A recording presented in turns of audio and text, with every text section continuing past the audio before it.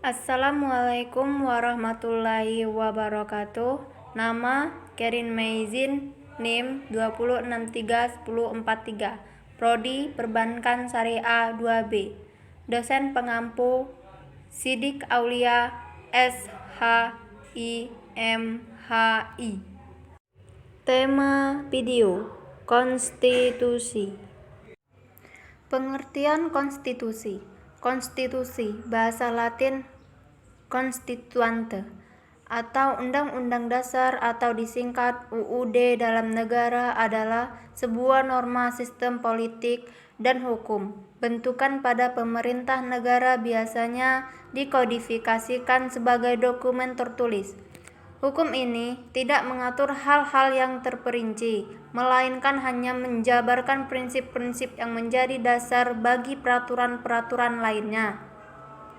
Dalam kasus pembentukan negara, konstitusi memuat aturan dan prinsip-prinsip entitas politik dan hukum. Istilah ini merujuk secara khusus untuk menetapkan konstitusi nasional, termasuk dalam bentukan struktur, prosedur, wewenang, dan kewajiban pemerintah negara pada umumnya. Konstitusi umumnya merujuk pada penjaminan hak kepada warga masyarakatnya. Istilah konstitusi dapat diterapkan kepada seluruh hukum yang mendefinisikan fungsi pemerintah negara. Pengertian konstitusi secara umum. Konstitusi secara umum adalah suatu naskah atau dokumen yang di dalamnya memuat keseluruhan peraturan-peraturan dasar tentang penyelenggaraan ketatanegaraan dalam suatu negara. Sebelum membahas pengertian konstitusi, menurut definisi para ahli, mari kita lihat pembagian pengertian konstitusi, yaitu pengertian konstitusi dalam arti luas dan pengertian konstitusi dalam arti sempit. Pengertian konstitusi dalam arti luas adalah keseluruhan dari ketentuan-ketentuan dasar atau hukum dasar menurut Bolingbroke. Sedangkan pengertian konstitusi dalam arti sempit adalah Piagam Dasar atau UUD, yaitu suatu dokumen lengkap mengenai peraturan-peraturan dasar negara menurut Lord Bridge. Konstitusi memegang peran yang sangat penting dikarenakan dapat menjadikan suatu negara itu mencapai tujuan yang diinginkan atau diharapkan, dan dapat mengatur secara mengikat cara suatu pemerintah yang diselenggarakan dalam suatu negara. Tanpa konstitusi, negara akan hancur atau tidak berkembang dengan baik. Dalam sebuah konstitusi tercakup pandangan hidup atau motivasi dari A. Hamid S. At-Tamimi yang menyatakan bahwa konstitusi sebagai pemberi pegangan dan pemberi batas dan sekaligus pegangan dalam mengatur bagaimana kekuasaan negara itu akan dijalankan. Selain itu, bagi Mahan juga menyatakan bahwa hakikat konstitusi merupakan perwujudan paham tentang konstitusi atau konstitusionalisme, yaitu pembatasan terhadap kekuasaan pemerintahan di suatu pihak dan jaminan terhadap hak-hak warga negara maupun penduduk di setiap pihak lainnya. Pentingnya suatu konstitusi bagi suatu negara. Siapa sih orang Indonesia yang gak jauh ngerti tentang konstitusi? Konstitusi adalah hukum dasar atau undang-undang dasar. Lebih luasnya, konstitusi adalah undang-undang yang menggambarkan tentang keseluruhan sistem ketatanegaraan suatu negara. Konstitusi berupa kumpulan-kumpulan peraturan atau norma yang membentuk, mengatur, dan memerintah negara. Nilai-nilai konstitusi. Dalam konstitusi terdapat 3 nilai, yakni 1. Normatif, yang berarti konstitusi benar-benar dijalankan secara utuh. 2. Nominal, yang berarti konstitusi belum benar-benar dijalankan secara maksimal. Dan 3. Semantik, yang berarti konstitusi tidak dijalankan sama sekali. Idealnya, nilai konstitusi harus dijalankan secara normatif untuk mencapai tujuan negara. Fungsi konstitusi secara umum. 1. Konstitusi berfungsi membatasi kekuasaan pemerintah agar tidak terjadi kesewenang-wenangan yang dapat dilakukan oleh pemerintah, sehingga hak-hak bagi warga negara dapat terlindungi dan tersalurkan. 2. Konstitusi berfungsi sebagai piagam kelahiran suatu negara. 3. Fungsi konstitusi sebagai sumber hukum tertinggi. 4. Fungsi konstitusi sebagai alat membatasi kekuasaan. 5. Konstitusi berfungsi sebagai identitas nasional dan lambang. 6. Konstitusi berfungsi sebagai pelindung hak asasi manusia dan kebebasan warga suatu negara. Tujuan konstitusi. Selain fungsi konstitusi di atas, konstitusi juga memiliki tujuan-tujuan. Adanya konstitusi secara ringkas dapat dibagi menjadi 3, yaitu sebagai berikut. 1. Konstitusi bertujuan untuk memberikan pembatasan sekaligus pengawasan terhadap kekuasaan politik. Tujuan ini berfungsi untuk membatasi kekuasaan penguasa sehingga tidak melakukan tindakan yang merugikan masyarakat banyak. 2. Konstitusi bertujuan untuk melepaskan kontrol kekuasaan dari penguasaan sendiri. Bisa juga memberikan perlindungan terhadap hak asasi manusia atau HAM. Sehingga dengan adanya konstitusi, maka setiap pengusaha dan masyarakat wajib menghormati HAM dan berhak mendapatkan perlindungan dalam melakukan haknya. 3. Konstitusi bertujuan memberikan batasan-batasan ketetapan bagi para penguasa dan dalam menjalankan kekuasaannya. Selain memberikan batasan-batasan untuk penguasa dalam menjalankan kekuasaannya, hal ini juga bertujuan untuk memberikan pedoman bagi penyelenggaraan negara agar negara dapat berdiri kokoh. Konstitusi terdiri dari 2 jenis, yaitu 1. Konstitusi tertulis. Konstitusi tertulis merupakan konstitusi yang umumnya dipahami oleh orang. Konstitusi ini identik dengan Undang-Undang Dasar, sebuah aturan perundang-undangan tertinggi yang disusun secara resmi dan disahkan. Undang-Undang Dasar ini berbeda antara negara satu dengan lain karena disesuaikan dengan kondisi masyarakat, kondisi wilayah negara, dan tujuan pembangunan nasional yang hendak dicapai. 2. Konstitusi tidak tertulis. Konstitusi tidak tertulis termasuk bagian dari konstitusi, tidak seperti namanya. Terkadang contoh dari konstitusi ini tetap tertulis, namun penggunaannya tidak mengikat dan resmi seperti konstitusi tertulis. Perbedaan konstitusi tertulis dan tidak tertulis. Konstitusi tidak tertulis, disusun atau tidak adalah sebuah kebiasaan negara, sedangkan konstitusi tertulis disusun secara resmi oleh pendiri negara berdasarkan nilai-nilai masyarakatnya, bukan hanya sebuah kebiasaan.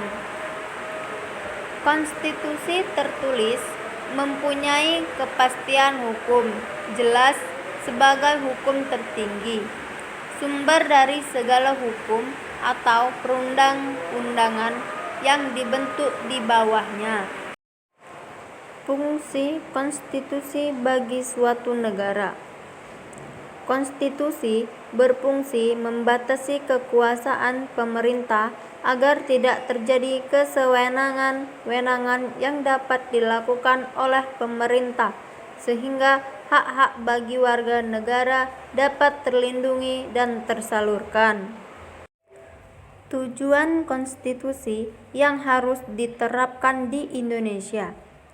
Tujuan konstitusi adalah untuk mengatur jalannya kekuasaan dan jalan membatasinya melalui aturan untuk menghindari terjadinya kesewenangan yang dilakukan penguasa kepada rakyatnya, serta memberikan arahan kepada penguasa untuk mewujudkan tujuan negara. Ada 5 fungsi konstitusi. 1. Fungsi penentu dan pembatas kekuasaan organ negara. 2. Fungsi pengatur hubungan kekuasaan antar organ negara. 3. Fungsi pengatur hubungan kekuasaan antar organ negara dengan warga negara. 4. Fungsi pemberi atau sumber legitimasi terhadap kekuasaan negara ataupun kegiatan penyelenggaraan kekuasaan negara. Sifat konstitusi. Konstitusi memiliki 2 sifat, yakni luwes, fleksibel, atau kaku, rigid, dan tertulis atau tidak tertulis. Sifat luwes atau kakunya sebuah konstitusi dapat dilihat dari kemampuannya dalam mengikuti atau menyesuaikan perkembangan zaman. Undang-Undang Dasar 1945 dapat memiliki 2 sifat, yakni luwes dan kaku. Apa itu konstitusi luwes? Konstitusi fleksibel adalah konstitusi yang tidak memerlukan metode atau proses khusus untuk melakukan perubahan atau amandemen, ditinjau dari sudut pandang cara mengubah Undang-Undang Dasar 1945. Maka Undang-Undang 1945 termasuk konstitusi rigid. Sementara pada konstitusi rigid perlu dilakukan proses khusus untuk melakukan amandemen. Konstitusi bersifat fleksibel. Konstitusi adalah suatu aturan dasar yang berlaku di suatu negara. Sebuah konstitusi bersifat fleksibel, artinya konstitusi tersebut apabila ingin diubah sewaktu-waktu dapat dilakukan melalui mekanisme perubahan yang sama dengan mekanisme pengubahan undang-undang biasa. Konstitusi bersifat rigid. Konstitusi bersifat rigid di mana konstitusi untuk melakukan perubahan memerlukan prosedur yang istimewa dan rumit, di mana sulit menyesuaikan perkembangan zaman, dengan kata lain berkebalikan sifat fleksibel. Contoh konstitusi yang bersifat fleksibel misalnya konstitusi Inggris dan Selandia Baru. Pada kedua negara ini, konstitusi yang ada cenderung lebih luas untuk diubah jika memang diperlukan suatu perubahan tertentu. Undang-Undang Dasar 1945 yang diterapkan di Indonesia memang tergolong ke dalam konstitusi rigid. Artinya konstitusi yang rigid adalah konstitusi yang tidak mudah berubah dan memerlukan proses khusus untuk melakukan amandemen. Mengutip buku Teori dan Hukum Konstitusi, Ciri-ciri konstitusi yang rigid adalah mempunyai kedudukan dan derajat yang lebih tinggi dari peraturan perundang-undang yang lain. Hanya dapat diubah dengan cara khusus atau istimewa, atau dengan persyaratan yang berat.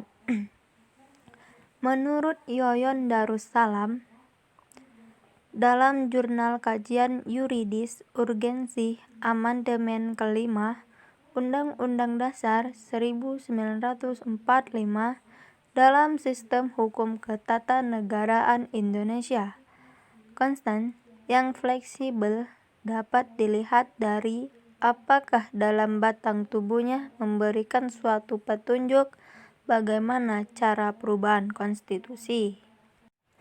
Sedangkan konstitusi yang rigid dalam batang tubuhnya tidak memberikan suatu aturan khusus bagaimana cara perubahan konstitusi tersebut. Perubahan konstitusi yang bersifat kaku ini bertujuan agar orang tidak mudah mengubah hukum dasarnya. Jika memang diperlukan, maka perubahan tersebut haruslah benar-benar dianggap perlu oleh rakyat secara keseluruhan. Pengertian konstitusi menurut para ahli diambil 3, yaitu 1. Menurut Richard Sky, konstitusi ialah pelaksanaan dari aturan-aturan hukum atau rule of law dalam hubungan antara masyarakat dengan pemerintahan. Konstitualisme menciptakan situasi yang bisa memupuk rasa aman karena adanya batasan pada wewenang pemerintah yang sudah ditetapkan lebih awal. 2. Karl J. Friedrich, konstitusi merupakan sekumpulan kegiatan yang dibuat oleh dan atas nama rakyat, akan tetapi dikenakan beberapa pembatasan dan berharap dapat menjamin bahwa kekuasaan yang dibutuhkan untuk pemerintah itu tidak disalahgunakan oleh orang-orang yang memperoleh tugas untuk memerintahnya. 3. C.V. Strong, konstitusi ialah sekumpulan asas yang mengatur, menetapkan pemerintah dan kekuasaannya, hak-hak yang diperintah, dan juga hubungan antara pemerintah dengan yang diperintah. Macam-macam konstitusi menurut Van Aveldor. 1. Konstitusi arti material dan arti formil. 2. Konstitusi dalam arti relatif. 3. Konstitusi dalam arti positif. 1. Konstitusi dalam arti material adalah perhatian terhadap isinya yang terdiri atas pokok yang sangat penting dari struktur dan organisasi negara. Konstitusi formil artinya perbedaan terhadap prosedur pembentukannya harus istimewa dibandingkan dengan pembentukan berundang-undangan lainnya. 2. Konstitusi dalam arti relatif. Naskah konstitusi merupakan naskah penting yang sulit untuk diubah dan dengan sendirinya menjamin kepastian hukum. Konstitusi memuat hal-hal yang fundamental saja sehingga tidak absolut. Mengenai konsep konstitusi. Konsep konstitusi adalah konstitusi sebagai hukum dasar dan tertulis yang berlaku dalam suatu negara, menjadi dasar pendirian negara tersebut, serta dipergunakan lebih lanjut sebagai dasar pembentukan dari undang-undang maupun hukum dan peraturan lain yang berlaku di wilayah negara tersebut dan sifatnya mengikat warga. 3. Selanjutnya, konstitusi dalam arti positif itu mengandung pengertian sebagai keputusan politik yang tertinggi berhubungan dengan pembuatan Undang-Undang Dasar Weimar tahun 1919 yang menentukan nasib rakyat seluruh Jerman, karena Undang-Undang Dasar itu telah merubah struktur dari stelsel monarki menjadi sistem konstitusi di Indonesia. Konstitusi adalah keseluruhan sistem ketatanegaraan suatu negara yang berupa kumpulan peraturan yang membentuk, mengatur, memelihara, dan pemerintahan suatu negara. Konsepsi konstitusi negara Indonesia bersumber pada Undang-Undang Dasar 1945. 2. Indonesia menggunakan sistem konstitusional. Dan ada juga hubungan konsep negara dan konsep konstitusi dalam pemerintahan. Hubungan antara konstitusi dengan negara sangat erat.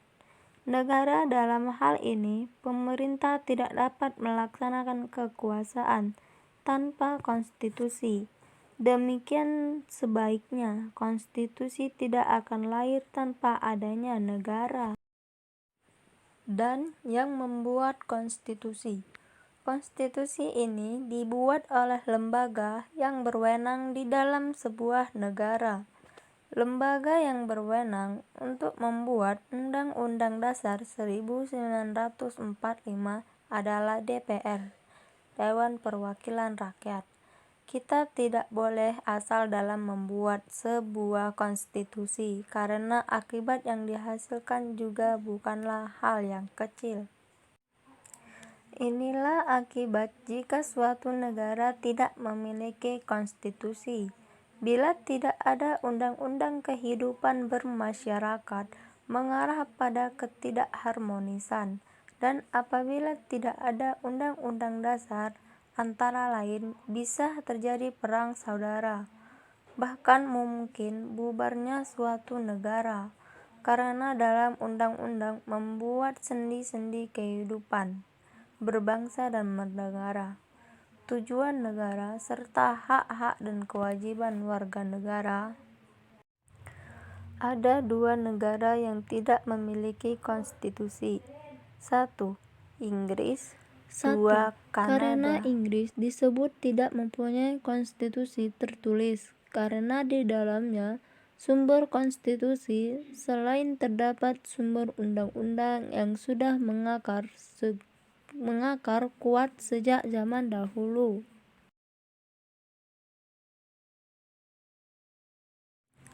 2. Kanada juga termasuk negara yang tidak mempunyai konstitusi tertulis. Semua lembaga-lembaga kenegaraan dan semua hak-hak asasi manusia tersebar tanpa ada suatu dokumen yang dinamakan konstitusi. Sejarah dan perkembangan konstitusi di Indonesia. Sebenarnya, konstitution berbeda dengan Undang-Undang Dasar Grand Gazette, dikarenakan suatu kekhilafan dalam pandangan orang mengenai konstitusi pada negara-negara modern, sehingga pengertian konstitusi itu kemudian disamakan dengan Undang-Undang Dasar. Kekhilafan ini disebabkan oleh pengaruh paham kodifikasi yang menghendaki agar semua peraturan hukum ditulis demi mencapai kesatuan hukum, kesederhanaan hukum, dan kepastian hukum. Begitu besar pengaruh paham kodifikasi sehingga setiap peraturan hukum karena penting itu harus ditulis, dan konstitusi yang ditulis itu adalah Undang-Undang Dasar. Hampir semua negara di dunia memiliki konstitusi tertulis atau Undang-Undang Dasar yang pada umumnya mengatur mengenai pembentukan, pembagian wewenang, dan cara bekerja berbagai lembaga kenegaraan, serta perlindungan hak asasi manusia. Negara yang dikategorikan sebagai negara yang tidak memiliki konstitusi tertulis adalah Inggris dan Kanada. Di kedua negara itu, aturan dasar terhadap semua lembaga-lembaga kenegaraan dan semua hak asasi manusia terdapat pada adat kebiasaan dan juga tersebar di berbagai dokumen, baik dokumen yang relatif baru maupun yang sudah sangat tua, seperti Magna Carta yang berasal dari tahun 1215 yang memuat jaminan hak-hak asasi manusia rakyat Inggris. Karena ketentuan mengenai kenegaraan itu tersebar dalam berbagai dokumen atau hanya hidup dalam adat kebiasaan masyarakat. Itulah maka Inggris masuk dalam kategori negara yang memiliki konstitusi tidak tertulis. Pada hampir semua konstitusi tertulis diatur mengenai pembagian kekuasaan berdasarkan jenis-jenis kekuasaan dan kemudian berdasarkan jenis kekuasaan itu dibentuklah lembaga-lembaga negara. Dengan demikian, jenis kekuasaan itu perlu ditentukan terlebih dahulu, baru kemudian dibentuk lembaga negara yang bertanggung jawab untuk melaksanakan jenis kekuasaan tertentu itu. Beberapa sarjana mengemukakan pandangannya mengenai jenis tugas atau kewenangan itu. Salah satu yang paling terkemuka adalah pandangan Montesquieu bahwa kekuasaan negara itu terbagi dalam 3 jenis kekuasaan yang harus dipisahkan secara ketat. Ketiga jenis kekuasaan itu adalah kekuasaan membuat peraturan perundangan legislatif, kekuasaan melaksanakan peraturan perundangan eksekutif, kekuasaan kehakiman yudikatif. Van Vollenhoven menilai kekuasaan eksekutif itu terlalu luas dan karenanya perlu dipecah menjadi 2 jenis kekuasaan lagi, yaitu kekuasaan pemerintahan dan kekuasaan kepolisian. Menurutnya, kepolisian memegang jenis kekuasaan untuk mengawasi hal berlakunya hukum dan kalau perlu memaksa untuk melaksanakan hukum. Wirjono Prodjodikoro dalam bukunya Azas-Azas Hukum Tata Negara di Indonesia mendukung gagasan Van Vollenhoven ini. Bahkan ia mengusulkan untuk menambah 2 lagi jenis kekuasaan negara, yaitu kekuasaan kejaksaan dan kekuasaan pemeriksaan keuangan untuk memeriksa keuangan negara serta menjadi jenis kekuasaan kelima dan keenam. Konstitusi suatu negara pada hakikatnya merupakan hukum dasar tertinggi yang memuat hal-hal mengenai penyelenggaraan negara. Karenanya, suatu konstitusi harus memiliki sifat yang lebih stabil daripada produk hukum lainnya.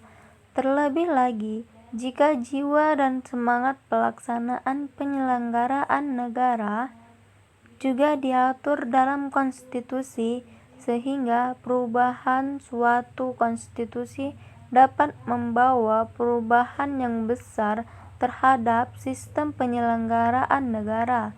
Bisa jadi suatu negara yang demokratis berubah menjadi otoriter karena terjadi perubahan dalam konstitusinya. Perkembangan konstitusi di Indonesia. Para pendiri Negara Kesatuan Republik Indonesia telah sepakat untuk menyusun sebuah undang-undang dasar sebagai konstitusi tertulis dengan segala arti dan fungsinya. Sehari setelah proklamasi kemerdekaan Republik Indonesia pada 17 Agustus 1945, Konstitusi Indonesia sebagai sesuatu revolusi groundwork telah disahkan pada 18 Agustus 1945 oleh Panitia Persiapan Kemerdekaan Indonesia dalam sebuah naskah yang dinamakan Undang-Undang Dasar Negara Republik Indonesia. Dengan demikian, sekalipun Undang-Undang Dasar 1945 itu merupakan konstitusi yang sangat singkat dan hanya memuat 37 pasal, namun ketiga materi muatan konstitusi yang harus ada menurut ketentuan umum teori konstitusi telah terpenuhi dalam Undang-Undang Dasar 1945 tersebut. Mungkin cuma itu yang bisa saya sampaikan. Terima kasih. Wassalamualaikum warahmatullahi wabarakatuh.